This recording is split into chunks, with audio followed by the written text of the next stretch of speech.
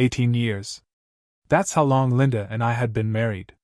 18 years of what I thought was stability, trust, and love. I built our life the way I'd build bridges and towers.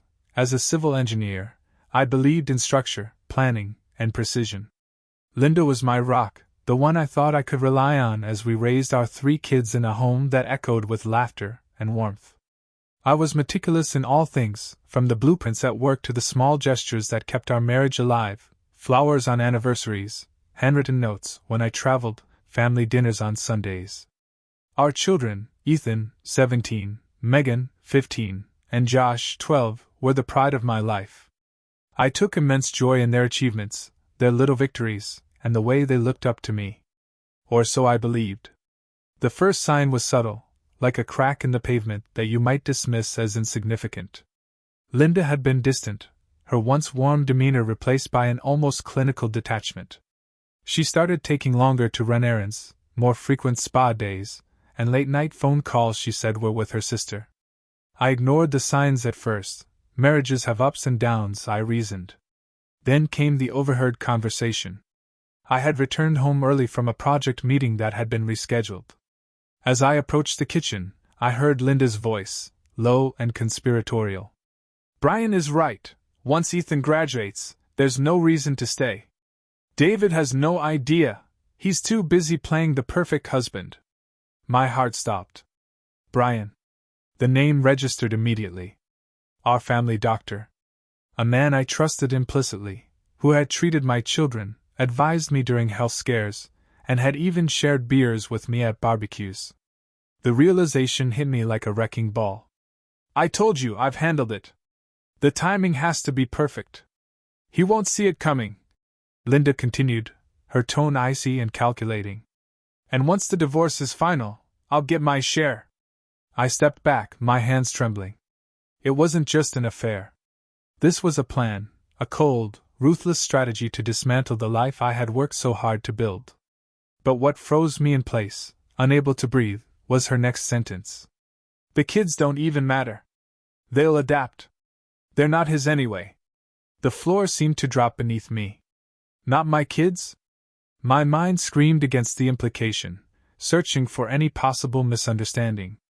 But the weight of her words left little room for doubt. It wasn't just infidelity.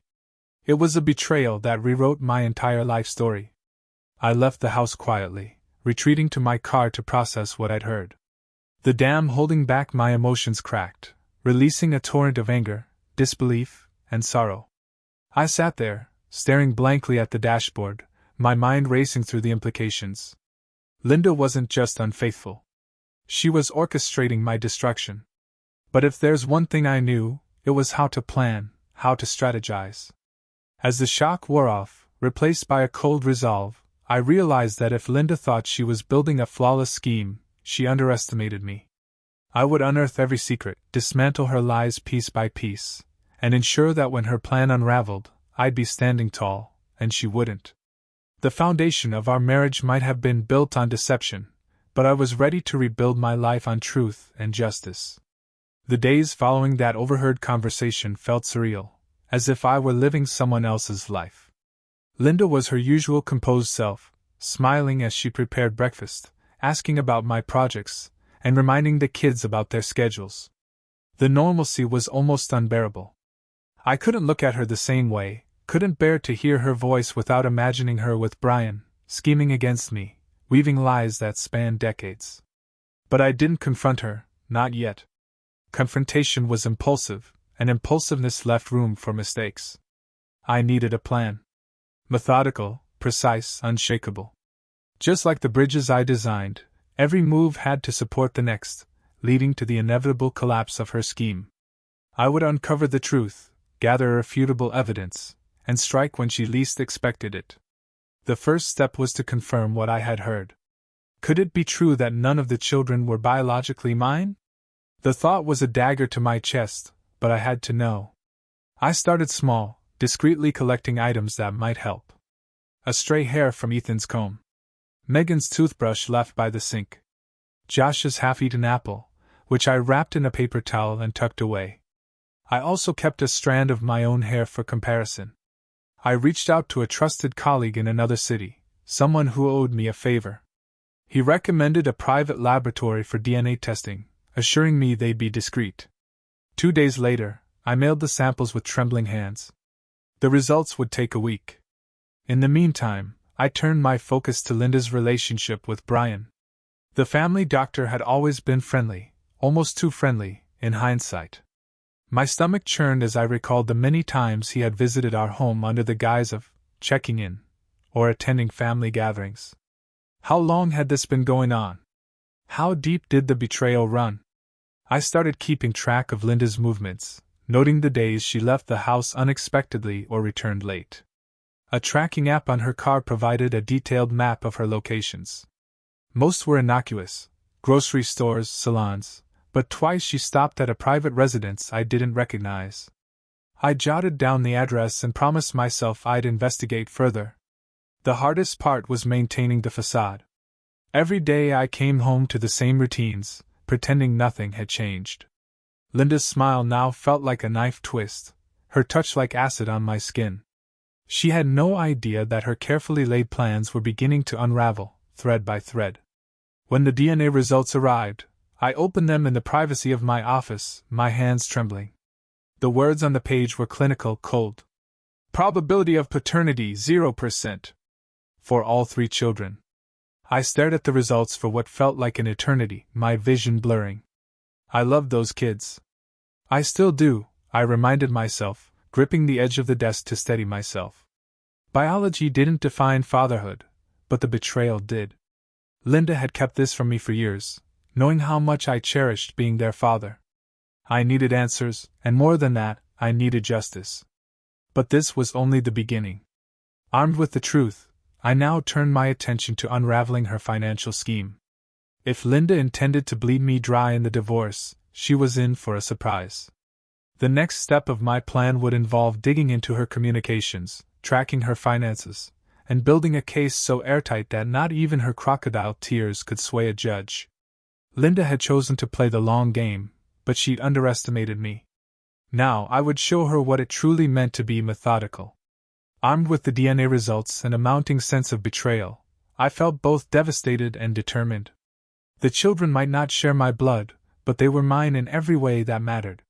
Ethan's determined grit reminded me of my younger self. Megan's curiosity and sharp wit echoed the way I approached challenges. And Josh, with his endless questions and constant tinkering, was a builder in the making. My love for them was unshaken, but Linda's lies were now my primary focus. If Linda and Brian thought I was just a pawn in their game, they were sorely mistaken. It was time to probe deeper into their lives, to uncover the breadth of their deception. I started with Linda's phone. Her routines were predictable: morning yoga, afternoon errands, evening wine on the patio. It gave me ample opportunities to access her devices. I mirrored her phone to my laptop using software I'd learned about during a recent infrastructure project. As a civil engineer, precision and analysis were second nature, and those skills were about to become my greatest asset. Within hours, I had access to her call logs, texts, and emails. What I found sent a shiver down my spine. There were messages to Brian that weren't just flirtatious, they were damning. Plans about keeping things quiet, cryptic mentions of assets, and veiled references to our timeline. One exchange stood out. Linda: David's so focused on his projects, he won't see it coming. Once Ethan's graduation is done, I'll initiate the separation. He'll probably fold and settle just to keep things amicable. Brian: Good. Keep it smooth. The house, the accounts, everything should shift to you without a hitch. Every message was a fresh cut, a reminder of how meticulously they'd planned to dismantle my life. But it wasn't just about me anymore. They were threatening the stability of my children, the home I'd built for them. That was where I drew the line. I needed more leverage. The house, the accounts, they thought they were theirs for the taking. But every asset I had built, every account I'd opened, was structured with foresight. Linda had always trusted me with the finances, and that trust, misplaced as it now seemed, was about to work in my favor. Digging into our joint accounts, I noticed a series of small, unremarkable withdrawals over the past few months. They didn't register as significant at first glance, but cumulatively, they painted a picture. Linda had been siphoning funds into an account I hadn't authorized. I traced the account to Brian, the name hidden behind a shell company. They had been setting up a financial escape hatch. It took every ounce of restraint not to confront Linda then and there. But rushing the process would only jeopardize my plans. Instead, I made a call to a trusted financial advisor, a friend from college who had always been meticulous in his work. Together, we crafted a strategy to secure my assets, rerouting key funds into protected accounts and setting up contingencies in case Linda made a move. The final piece of the puzzle was tracking her meetings with Brian. Those 2 visits to the unknown residence weighed on my mind. Late one evening, after Linda had fallen asleep, I left the house and drove to the address. It was a modest, nondescript home in a quiet neighborhood. From the shadows of my car, I observed the property, noting details: a car I recognized as Brian's in the driveway, drawn curtains, and the faint glow of lights inside. I didn't approach. This wasn't the time for confrontation, it was a time for information. The next morning, I hired a private investigator to surveil the property and follow Linda's movements. If she and Brian were meeting here to plot or indulge their affair, I needed it documented. Evidence, not rage, would be my weapon. Over the following week, the investigator provided a steady stream of updates. Linda and Brian met regularly at the house, spending hours inside. Photos showed them arriving separately, careful not to draw attention, but the pictures of them leaving together, smiling and embracing, were damning. With every new piece of evidence, the magnitude of their betrayal crystallized. It wasn't just an affair, it was a conspiracy. And while Linda continued to smile across the dinner table and kiss me goodnight, I silently built my case, layer by meticulous layer. I wasn't just planning to confront Linda and Brian. I was going to dismantle their scheme entirely. When the moment came, I would leave no doubt about who held the upper hand. The weight of knowledge became heavier with each passing day. While Linda lived her double life and Brian carried on as though he were still the trusted family doctor, I refined my strategy. It wasn't enough to know the truth. I needed to expose it in a way that left no room for Linda to manipulate the narrative. With the evidence I'd gathered, I met with a divorce attorney, one of the best in the city. Jennifer Hale was sharp, no nonsense, and known for her ability to turn the tide in even the most contentious cases. Sitting in her sleek downtown office, I laid out everything: the DNA results, the financial records, the messages, and the surveillance photos. "David, this isn't just a divorce," Jennifer said, tapping her pen on the table. "It's a coup. Linda's aiming for a complete financial and emotional takeover. The good news is that you're ahead of her. But we need to be surgical in our approach." Jennifer explained how we would proceed. The financial evidence was strong, proving Linda's covert dealings and misuse of joint funds. The messages demonstrated premeditation. The DNA results were powerful but would be used sparingly to avoid collateral damage with the kids. "We use that only if absolutely necessary," she emphasized. "Your relationship with your children is paramount." Our plan centered on 2 key goals: protecting the children's future and preserving the assets I had worked so hard to build. Jennifer filed a motion to freeze our joint accounts and place a hold on any property transactions. This would halt Linda's ability to siphon more funds or liquidate assets.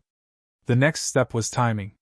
Linda and Brian were careful, but they weren't as meticulous as I was. The private investigator uncovered something that accelerated my timeline. Brian was using his medical practice to funnel money into their secret account. If we could prove financial misconduct on his part, it would not only strengthen my case but potentially ruin his career.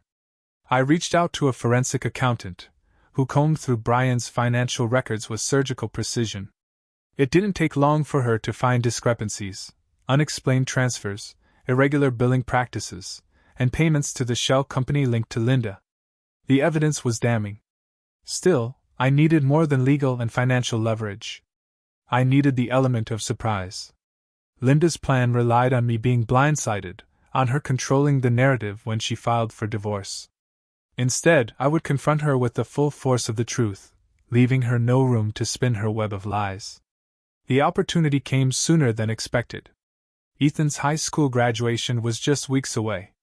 Linda had been busy planning the event, sending out invitations, coordinating with caterers, and ensuring everything appeared perfect. I could see it in her demeanor, the excitement of someone who thought she was mere steps away from executing her grand plan. But I had my own plan for the event. The guest list included close friends, family, and even Brian, whom Linda had insisted on inviting under the guise of family support. I agreed without protest, knowing his presence would only make my confrontation more impactful. As the day approached, I finalized every detail with Jennifer and the investigator.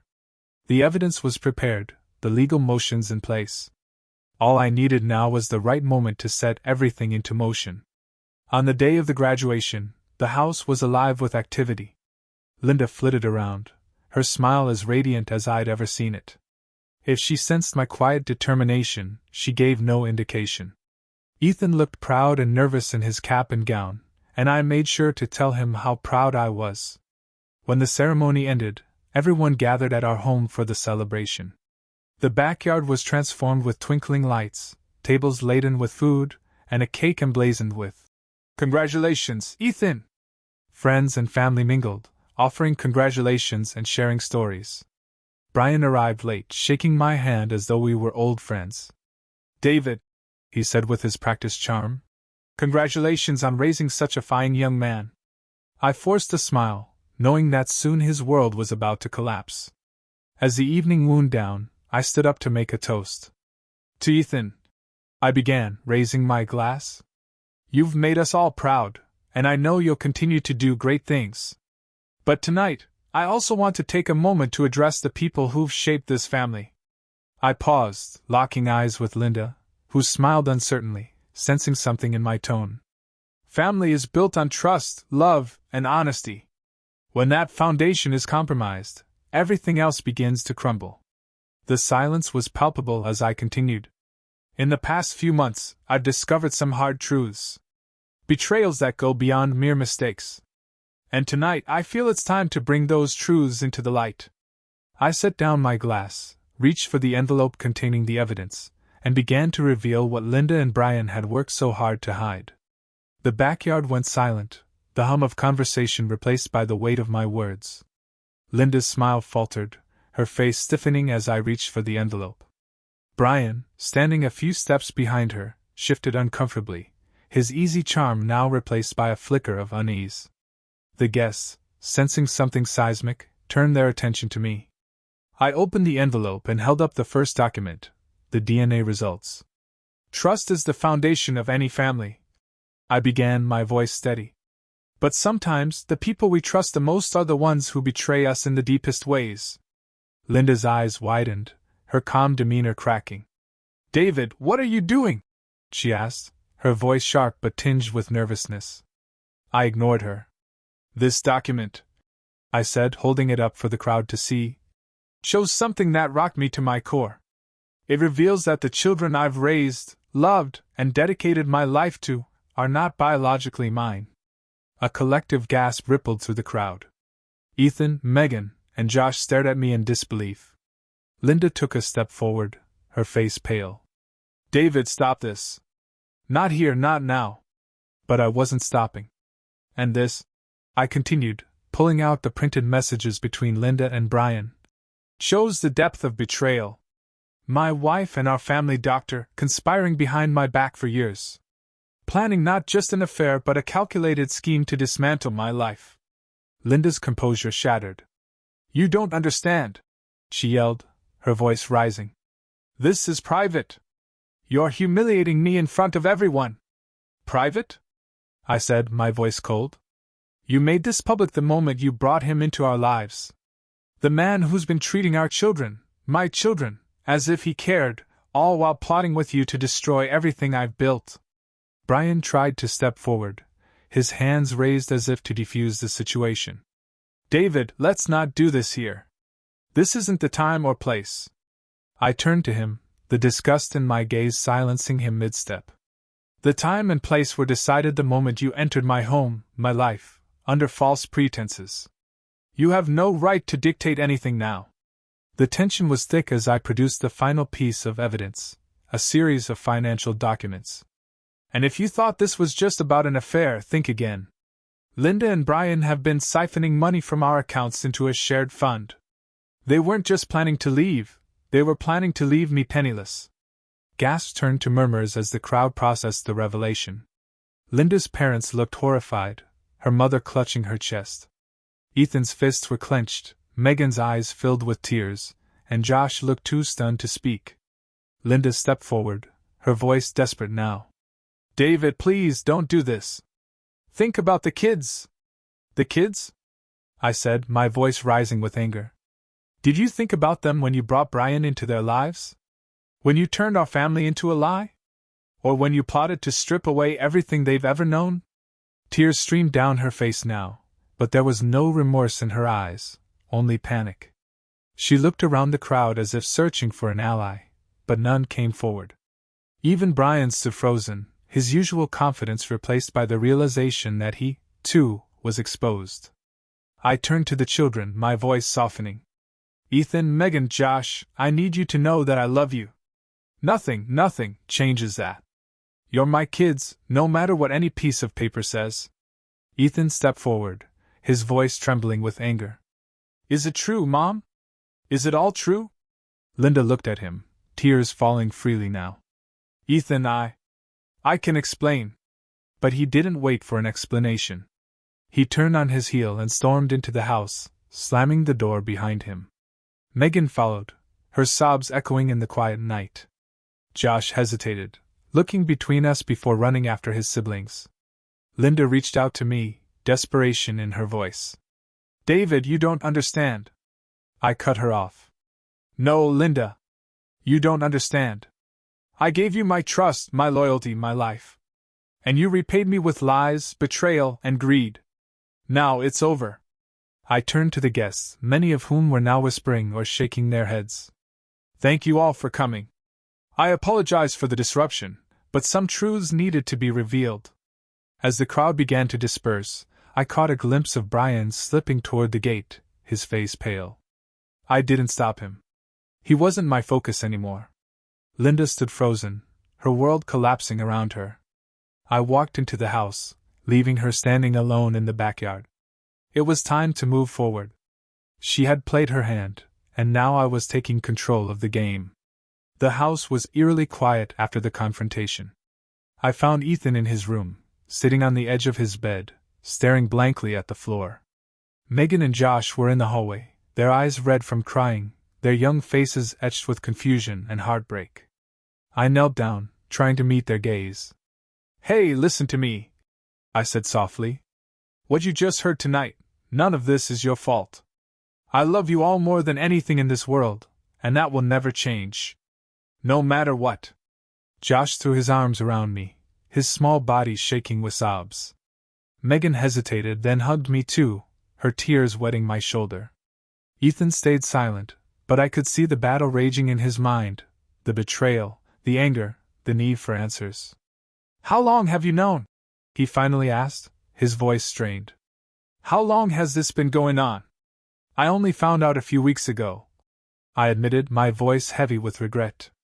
"I wanted to tell you, but I needed to protect you. I needed to make sure I had all the answers first." He nodded slowly, his jaw clenched. "She's not the person I thought she was." I didn't have a response to that. Ethan was old enough to grasp the gravity of what had happened, but no words could soften the blow of discovering that his mother had betrayed not just me, but the entire family. "I need you to trust me," I said, looking into their eyes. "We're going to get through this. It's going to be hard, but I promise you, I will do everything I can to keep us together." Megan wiped her tears and managed a small nod. Josh clung to me, his silence speaking volumes. Ethan finally met my gaze, and there was a glimmer of trust in his eyes. It wasn't much, but it was enough. After calming the kids, I stepped outside to find Linda. She was sitting on the patio, her head in her hands. The confident, calculating woman I had known was gone, replaced by someone broken, desperate, and cornered. When she saw me, she stood, her voice trembling. "David, we need to talk." I folded my arms, keeping my distance. "Talk about what, Linda?" About how you lied to me for nearly 2 decades? How you stole from me? How you plotted to destroy everything we built together? Her tears fell freely now, but I felt no sympathy. I didn't mean for it to get this far, she said weakly. It happened. And then I didn't know how to stop it. You didn't mean for it to get this far? I repeated, my voice filled with disbelief. Linda, this wasn't a mistake. It wasn't a one-time lapse in judgment. This was a calculated, deliberate betrayal. And you didn't just hurt me, you hurt the kids. I love them, she cried. I've always loved them. I shook my head, anger rising in my chest. If you loved them, you wouldn't have put them through this. You wouldn't have risked everything for your own selfish desires. She opened her mouth to respond, but I held up a hand to stop her. Don't. You don't get to play the victim here, Linda. Not after everything you've done. The silence between us was deafening. Finally, I took a deep breath and spoke, my tone calm but firm. Here's what's going to happen. I've already filed for divorce. You'll be served with the papers tomorrow. I'm requesting full custody of the kids, and based on the evidence I've gathered, I doubt any court will side with you. Her face crumpled. David, please don't do this. We can fix this. We can. No, Linda, I interrupted. We can't. This marriage is over. It ended the moment you decided to betray me. She collapsed back into the chair, sobbing. I watched her for a moment, feeling nothing but a hollow ache in my chest. Then I turned and walked back inside. That night, I slept on the couch. I didn't sleep much, my mind racing with everything that had happened and everything that was still to come. The confrontation was just the beginning. There were legal battles to fight, financial matters to settle, and most importantly, the well-being of my children to protect. But as the first rays of dawn crept through the windows, I felt a strange sense of relief. The truth was out. The chains of Linda's lies were broken. And for the first time in weeks, I allowed myself to hope for a future free of her deceit. The morning after the confrontation dawned with an odd sense of calm, as though the storm that had raged the night before had finally passed. I busied myself with breakfast for the kids, wanting to restore some semblance of normalcy. Megan picked at her toast, Josh stared blankly at his cereal, and Ethan refused to come out of his room. Their silence weighed heavily on me, but I didn't push them. Healing would take time. Linda was nowhere to be seen, which suited me just fine. She had retreated to our bedroom after our talk on the patio, and the door remained shut. I didn't need to check to know she was in full damage control mode, trying to figure out her next move. But I wasn't waiting for her to make it. By mid-morning, Linda's attorney had already been in touch. I wasn't surprised. She would fight tooth and nail to hold on to whatever she could. I forwarded the call to Jennifer, confident that my attorney would handle the legal side of things. My job was to keep the emotional and logistical fallout from disrupting the kids any more than it already had. While Linda stayed out of sight, I began dismantling her control over our shared life. I spent the next several hours contacting banks, updating account details, and locking down anything she might still try to access. Her personal cards and the secret account tied to Brian were flagged for investigation, further tightening the noose around their scheme. In the afternoon, I received a call from the private investigator. He had completed his surveillance of Brian's financial dealings, and the results were a goldmine.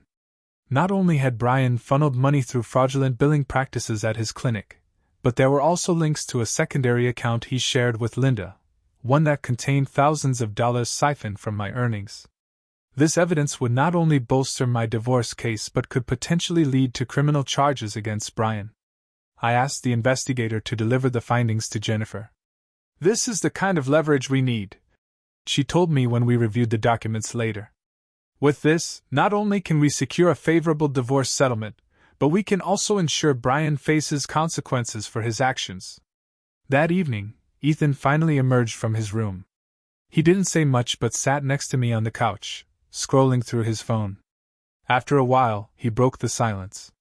"What happens to us now, Dad?" I placed a hand on his shoulder. "We stick together," I said firmly. "No matter what. You, Megan, Josh, you're my kids. That hasn't changed, and it never will. I'm going to make sure you're all taken care of, no matter what happens with your mom." He nodded, his jaw tightening. "I don't think I can even look at her right now." "You don't have to," I said gently. "Take all the time you need. We're going to figure this out together." Over the next few days, the house became a battlefield of unspoken tension. Linda made a few attempts to speak with the kids, but they avoided her, retreating to their rooms or sticking close to me. I could see the toll it was taking on her, but I felt no pity. Her actions had fractured the family, and now she was reaping the consequences. Meanwhile, Brian tried to reach out to me, calling repeatedly, and even leaving a voicemail filled with half-hearted apologies and desperate attempts to justify his actions. I deleted it without responding. There was nothing he could say that would undo the damage he had caused. The real twist came when Jennifer informed me that Brian's clinic was under investigation. The forensic accountant's findings had been passed to the authorities, and they were taking the financial fraud allegations seriously. If convicted, Brian could lose his medical license and face significant legal penalties. The thought of him being held accountable brought a grim sense of satisfaction. Linda's carefully constructed web of lies was unraveling faster than she could repair it. With every new revelation, the power she once wielded diminished. But I wasn't interested in vengeance for its own sake. My focus remained on protecting my children and ensuring that, when the dust settled, we had a stable future. On the 5th day after the confrontation, Linda finally came to me, her face pale and drawn. "David," she began, her voice shaky, "we need to talk." I regarded her coolly, arms crossed. "If this is about the divorce, talk to my attorney." "It's not just about the divorce," she said, desperation seeping into her tone. "It's about the kids. They won't even look at me. I can't lose them, David. Please." Her words might have moved me once, but now they felt hollow. "You should have thought about that before you betrayed them," I said evenly. "If you want a relationship with them, that's on you. But don't expect me to fix what you've broken." Tears filled her eyes, but I held firm.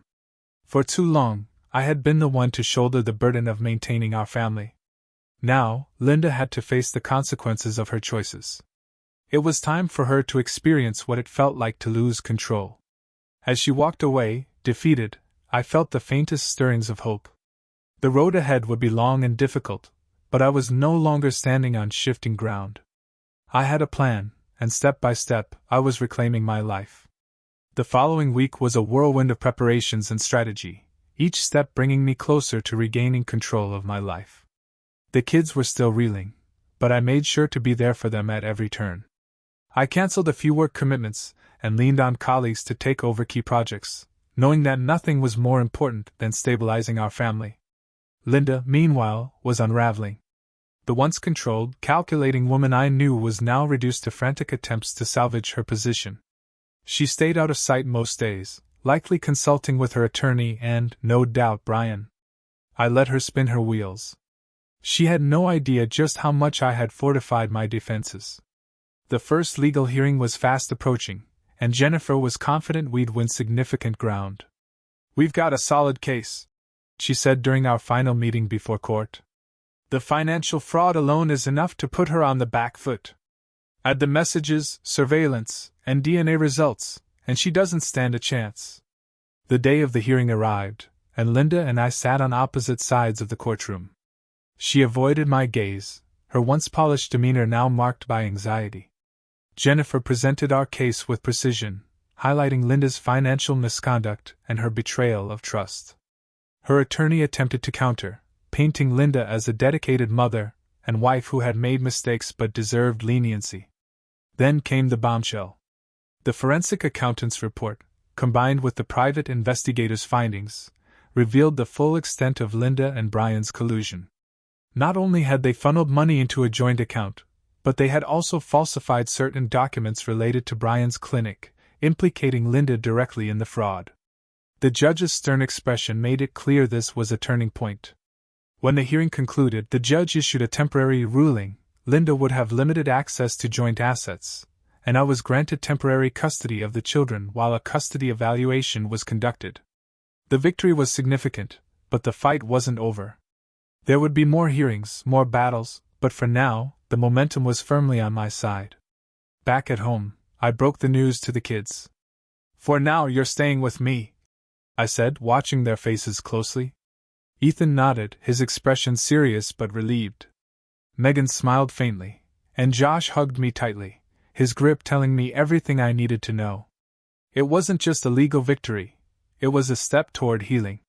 Linda returned that evening, her face etched with exhaustion. She didn't say a word as she walked past me, heading straight to the bedroom.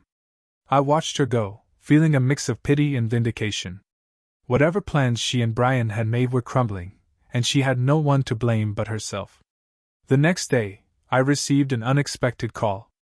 It was from Brian's wife, Claire. Her tone was sharp, and I could hear the anger simmering beneath her words. "David," she said, "we need to talk. In person." I agreed to meet her at a coffee shop downtown. Claire was composed but clearly furious, her eyes narrowing as she slid a folder across the table. "This is everything I've gathered on Brian," she said. "Financial records, emails, even photos. He's not just a cheater, he's a fraud. And he's dragged Linda into his mess." I flipped through the folder, my stomach tightening at the sheer depth of Brian's duplicity. "Why are you showing me this?"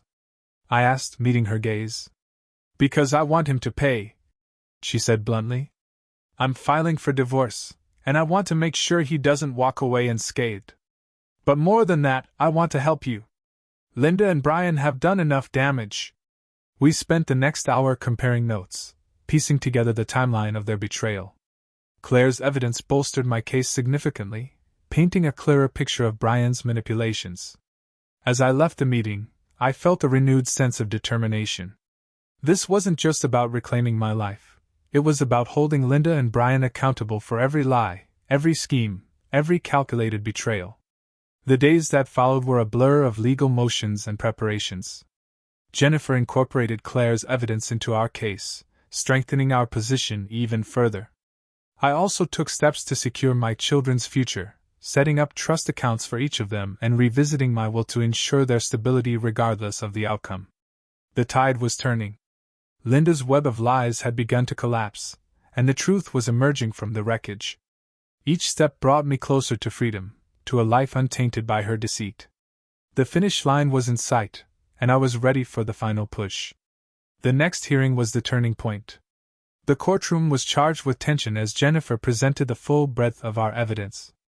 Linda sat across from me, her face a mask of forced composure, but I could see the cracks, the slight twitch in her jaw, the way her fingers gripped the edge of the table.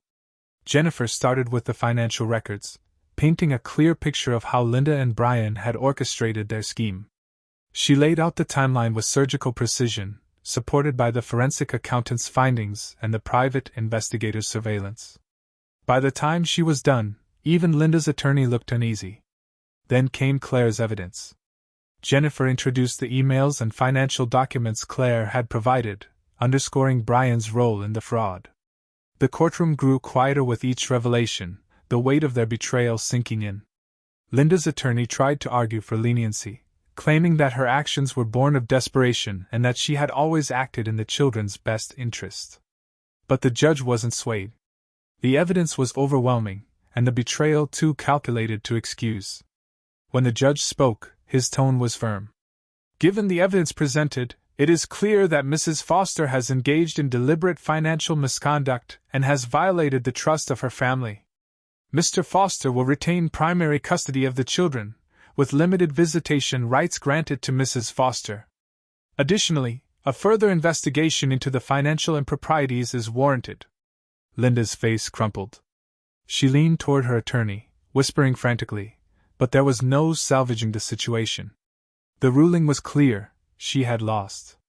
Brian, though not present in court, was already facing his own reckoning. The investigation into his clinic was moving swiftly, and Jennifer assured me that criminal charges were likely. The thought brought me a grim sense of satisfaction. He had played a long game, but now the consequences were catching up with him. After the hearing, Linda approached me in the hallway. She looked smaller, as though the weight of her choices had finally crushed her. "David," she began, her voice trembling. Please, we can work something out. I can't lose the kids. I can't lose everything. I looked at her, the woman I had once loved, and felt nothing but emptiness. This was your choice, Linda, I said quietly. You didn't just betray me, you betrayed them. And now you have to live with that. Her shoulders slumped, and for a moment, I thought she might break down right there. But then she straightened, her expression hardening. She turned and walked away, her heels clicking against the tile floor. At home, I told the kids about the ruling. They were relieved, though the pain of their mother's actions still lingered. Are we going to be okay, Dad? Megan asked, her voice small. I pulled her into a hug, holding Josh close as well. We're going to be better than okay, I promised. This is the start of something new, a fresh start for all of us. Ethan stood nearby, his arms crossed. What about Mom? He asked. Will she even try to be part of our lives? I met his gaze, choosing my words carefully. That's up to her. But no matter what, I'm here for you. Always. The days that followed were filled with a strange mix of relief and sadness. Linda moved out, taking only what the court allowed. The house, once filled with her presence, now felt like it truly belonged to the kids and me. It was a bittersweet victory. Justice had been served, but the scars of her betrayal would take time to heal. One evening, as I tucked Josh into bed, he looked up at me with wide eyes. Are we a broken family now, Dad? I kissed his forehead, my heart aching at the question. No, buddy, I said softly. We're not broken. We're just finding a new way to be a family.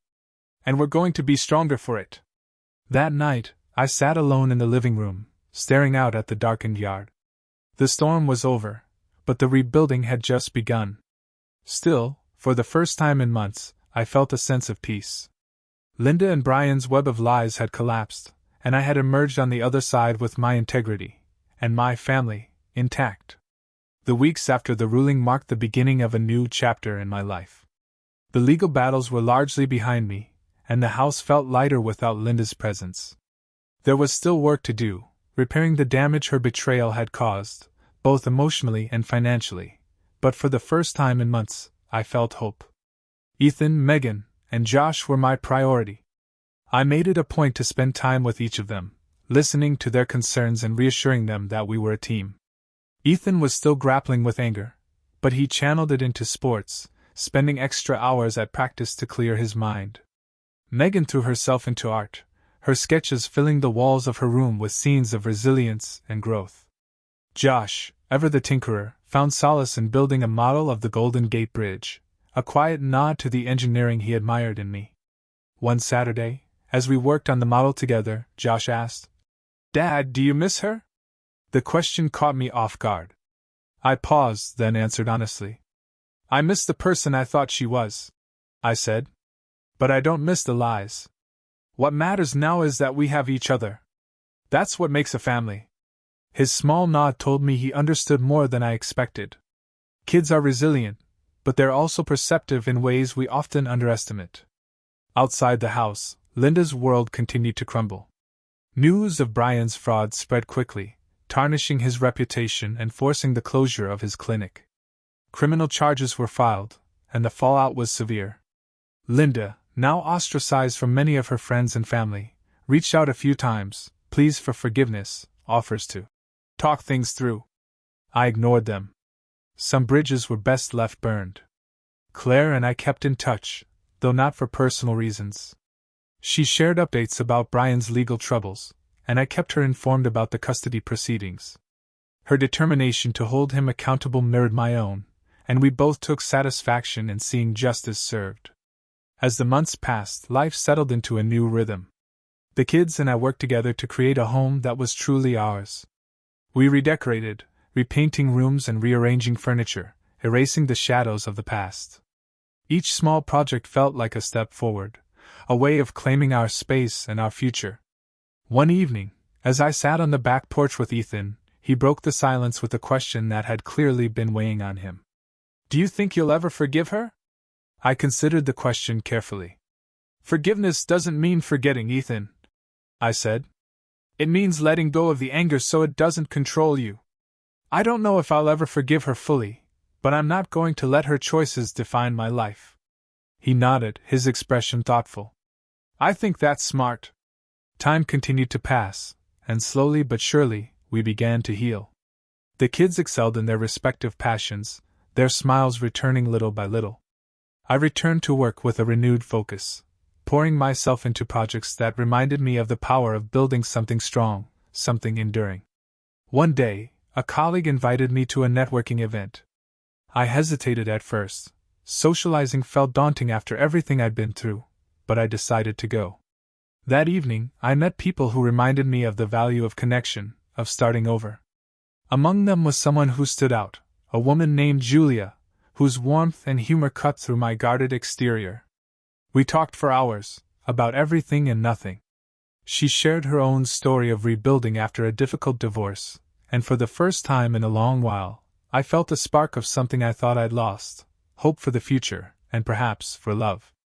As I walked into my home that night, the kids greeted me with their usual chaos: Ethan tossing a basketball around, Megan showing me her latest sketch, Josh tugging at my arm to show off a new gadget he'd built.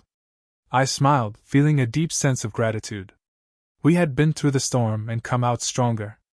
Our family wasn't broken, it was transformed. The betrayal that once threatened to destroy us had instead forged a bond that was unshakable. And as I stood there, surrounded by the laughter and energy of the people who mattered most, I knew we were finally ready to embrace the future. A future built on truth, resilience, and love.